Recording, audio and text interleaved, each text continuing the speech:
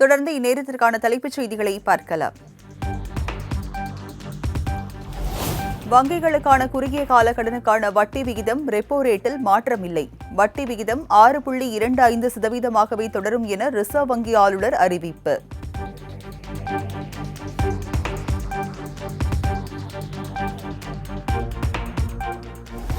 வெள்ள பாதிப்புகளை பார்வையிட மத்திய குழு இன்று மாலை சென்னை வருகை.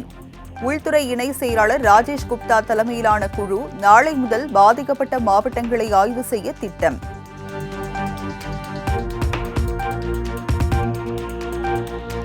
புயல் பாதிப்பை சீர் செய்ய தமிழ்நாடு அரசு கேட்ட 2000 கோடி நிவாரண நிதி விடுவிக்கப்படுமா? தமிழகம் வரும் மத்திய குழு ஆய்வு செய்து அறிக்கை அளித்த பிறகே மத்திய அரசு பரிசீலிக்கும் என தகவல்.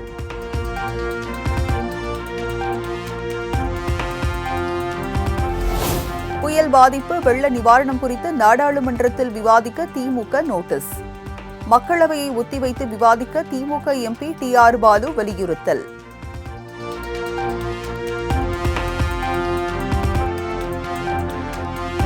புதுச்சேரியில் வெள்ள பாதிப்புகளை பார்வையிட நாளை மறுநாள் வருகிறது மத்திய குழு.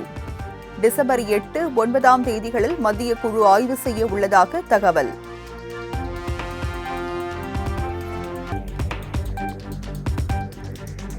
புதுச்சேரியில் புயல் விடுமுறைக்கு ஈடாக சனிக்கிழமைகளில் பள்ளிகள் இயங்கும். அம்மாநில கல்வித்துறை அறிவிப்பு.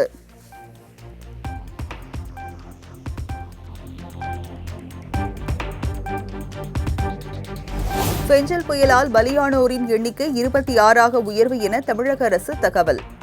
83,000 கால்நடைகள் உயிரிழந்துள்ளதாகவும் விழுப்புரம் மாவட்டத்தில் 2 லட்சத்திற்கும் மேற்பட்ட மக்கள் பாதிக்கப்பட்டுள்ளதாகவும் அறிக்கை.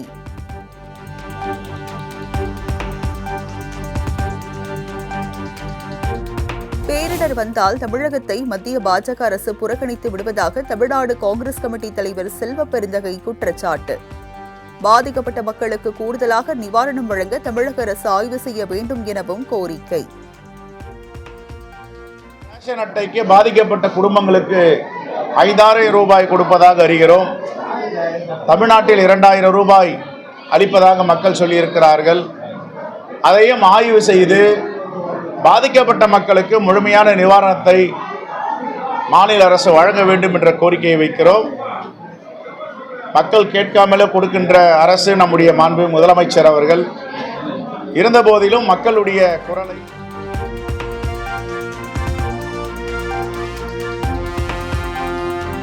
பெஞ்சல் புயலால் பாதிக்கப்பட்ட 6 மாவட்டங்களில் சிறப்பு கடன் திட்ட முகாம் நடத்தப்படும் என அமைச்சர் பெரிய கருப்பன் தகவல். இன்று முதல் வரும் 12ஆம் தேதி வரை நடைபெறும் எனவும் விளக்கம்.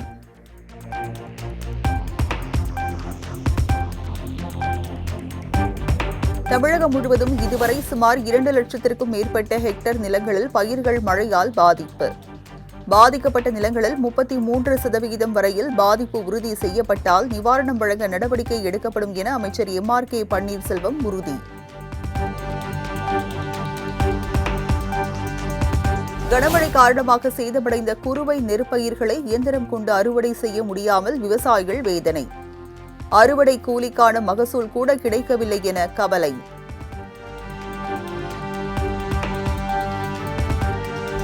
விழுப்புரத்தில் வெள்ள பாதிப்புகளை ஆய்வு செய்த போது அமைச்சர் பொன்முடி மீது சேறு வீசிய விவகாரம். சேற்றை வாரி வீசிய 2 மீது போலீசார் வழக்கு பதிவு.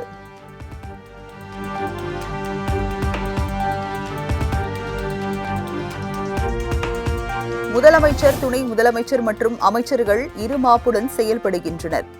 எதிர்க்கட்சித் தலைவர்கள் உள்ளிட்ட யாரையும் மதிக்காமல் செயல்படுவதாகவும் முன்னாள் ஆளுநர் தமிழிசை குற்றச்சாட்டு. தண்ணீரில் கண்டாமினேஷன் இருக்கிறது. அதை மக்கள் பாட்டில்ல புடிச்சு காமிக்கும் போதே தண்ணீர் நிறம் மாறி இருக்கிறது. ஆக எல்லாவற்றையும் ஒப்புக்கொள்ளுங்கள். தான் நிர்வாக திறமை என்றால் நான் கேட்கிறேன். முதலமைச்சரும் துணை முதலமைச்சரும் எவ்வளவு ஃபீல்ட்ல நிற்கிறாங்க, எவ்வளவு களத்தில் நிற்கிறார்கள். ஆனா இந்த எதிர்க்கட்சிகள் எல்லாம் இதை அரசியலாக்குகிறார்கள் என்று சொல்கிறார்கள். அரசியல் இன்னும் முதலமைச்சர் அவர்களின் பேச்சிலும் அமைச்சர்கள் பேச்சிலும் ஒரு இருமாப்பு இருக்கிறது. மக்களுக்காக யார் எதை சொன்னாலும் மதிப்பதில்லை.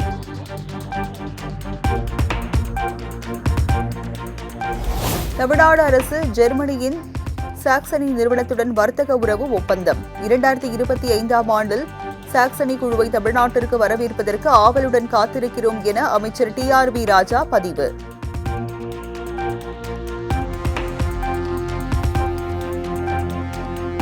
கிருஷ்ணகிரி கேஆர்பி அணையில் இருந்து 1614 கன அடி நீர் திறப்பு. தென்பெண்ணை ஆற்றங்கரையோரம் வசிக்கும் 3 மாவட்ட மக்களுக்கு வெள்ள அபாய எச்சரிக்கை.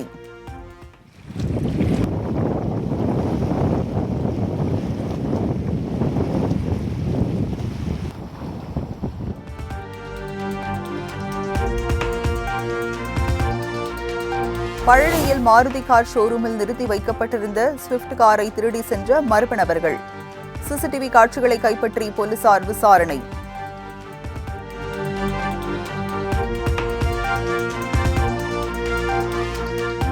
அம்பேத்கர் நினைவு நாளை முன்னிட்டு மரியாதை செய்தார் முதலமைச்சர் மு.க.ஸ்டாலின். சென்னை ராஜரத்தின மைதானத்தில் அம்பேத்கர் புகைப்படத்திற்கு மலர் தூவி மரியாதை. தமிழ்நாடு முதலமைச்சர் அவர்கள் சமத்துவத்திற்காக உழைத்த மகத்தான தலைவர் அண்ணல் அம்பேத்கர் அவர்களின் நினைவு நாளில் அவரின் திருவுருவ படத்திற்கு மலர் தூவி மரியாதை செலுத்துகிறார்கள்.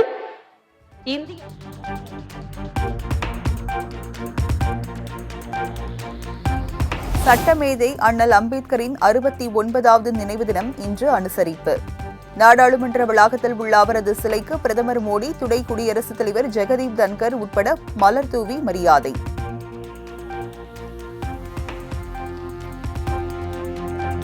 அம்பேத்கர் நினைவு தினத்தை முன்னிட்டு மகாராஷ்டிரா முதலமைச்சர் பட்னாவிஸ், ஆளுநர் சி.பி. ராதாகிருஷ்ணன் மரியாதை.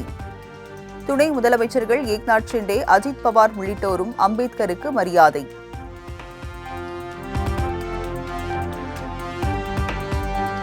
எல்லோருக்குமான தலைவர் அம்பேத்கர் என்னும் நூலை இன்று வெளியிடுகிறார் தமிழக வெற்றிக் கழக தலைவர் விஜய். நூல் வெளியீட்டு விழாவை புறக்கணித்தார் விசிக தலைவர் திருமாவளவன்.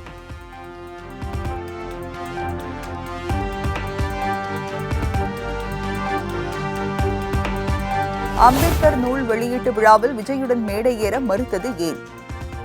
யாதும் உணர்ந்தே தவிர்த்தோம், பகையின் சூதுமறிந்தே தகர்த்தோம் என திருமாவளவன் விளக்கம்.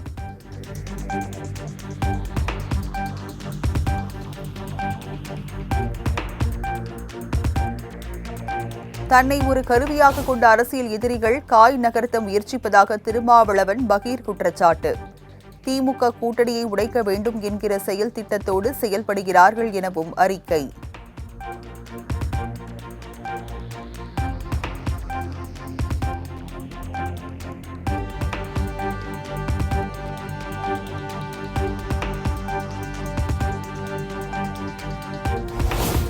பத்து நாட்களுக்கு பிறகு இன்று மீன்பிடிக்க கடலுக்கு சென்ற விழுப்புரம் மாவட்ட மீனவர்கள். 19 மீனவ கிராமங்களைச் சேர்ந்த 5000த்திற்கும் மேற்பட்ட மீனவர்கள் தங்களது படகுகளில் ஏறி உற்சாகத்துடன் கடலுக்கு சென்றனர்.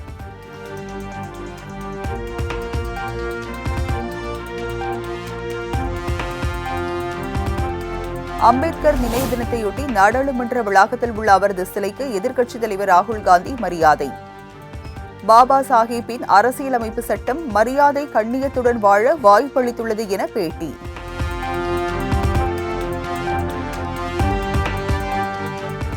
நெல்லை சமூகரங்கபுரத்தில் எல்லை பாதுகாப்பு படை வீரர் வீட்டில் துப்பாக்கி, 25 தோட்டாக்கள் திருட்டு. போலீசார் வழக்கு பதிவு செய்து மர்ம நபர்களுக்கு வலைவீச்சு.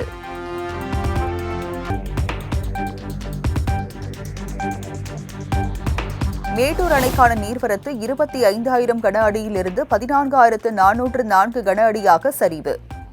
காவிரி ஆற்றில் வினாடிக்கு 1 கன அடியும், கிழக்கு மேற்கு கால்வாயில் 300 கன அடி தண்ணீர் திறப்பு.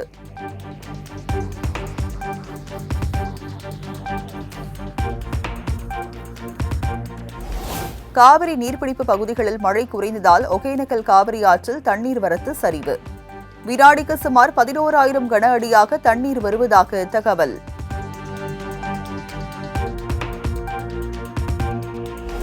அரூர் அருகே அவதார் படத்தில் வரும் காட்சியைப் போல் மரத்தில் ஏறி ஆற்றை கடக்கும் கிராம மக்கள். ஆபத்தான முறையில் மரத்தில் நடந்து சென்று பால் கேன்களை எடுத்துக்கொண்டு ஆற்றை கடக்கும் வீடியோ வைரல்.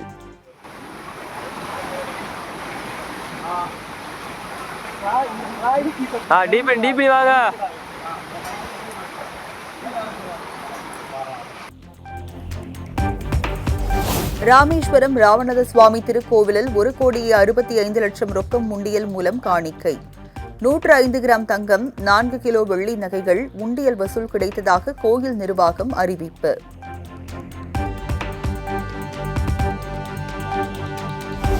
நாடு முழுவதும் இன்று பாபர் மசூதி இடிப்பு தினம் அனுசரிப்பு. சென்னையில் நள்ளிரவில் தீவிர வாகன சோதனையில் ஈடுபட்ட போலீசார்.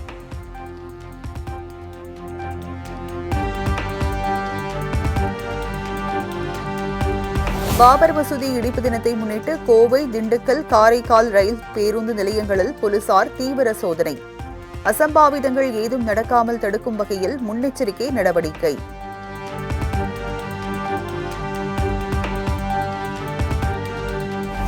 டெல்லியை முற்றுகையிட பேரடியாக புறப்பட்டு செல்லும் விவசாயிகள். விளைபொருட்களுக்கு குறைந்தபட்ச ஆதரவு விலை உள்பட பல்வேறு கோரிக்கைகளை நிறைவேற்ற வலியுறுத்தல்.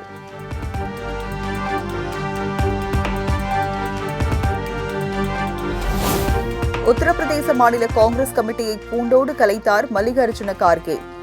2027 நடைபெறவுள்ள சட்டமன்ற தேர்தலை எதிர்கொள்ளும் வகையில் புதிய கமிட்டியை அமைக்க முடிவு.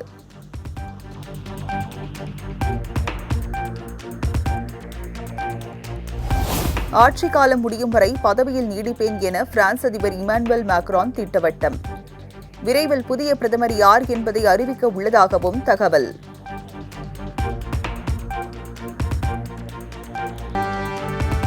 கிரிப்டோ கரன்சியான பிட்காயினின் மதிப்பு முதல் முறையாக $1,00,000 கடந்தது. கிரிப்டோ கரன்சிக்கு சாதகமான சூழலை உருவாக்க டொனால்ட் ட்ரம்ப் முடிவு செய்துள்ளதாக தகவல்.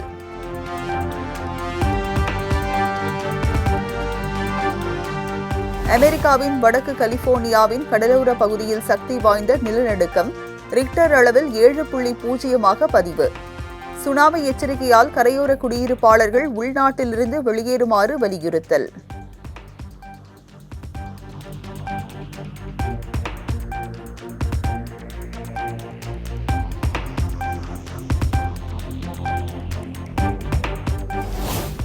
உலக செஸ் சாம்பியன்ஷிப் போட்டியில் இந்தியாவின் குகேஷ், சீனாவின் டிங் லிரன் இடையிலான 9வது சுற்றும் டிரா.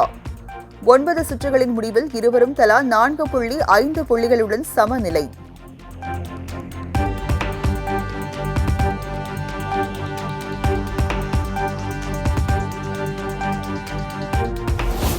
குடிசைப்பட இயக்குநர் ஜெயபாரதி காலமானார்.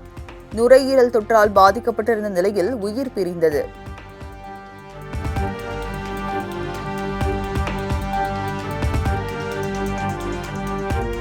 12ஆம் தேதி கோவாவில் தனது 15 ஆண்டு கால நண்பரை கரம் பிடிக்கிறார் நடிகை கீர்த்தி சுரேஷ்.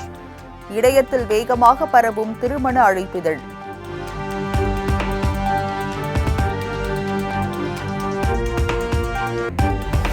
சென்னையில் ஆபரண தங்கம் சவரனுக்கு ₹200 குறைவு.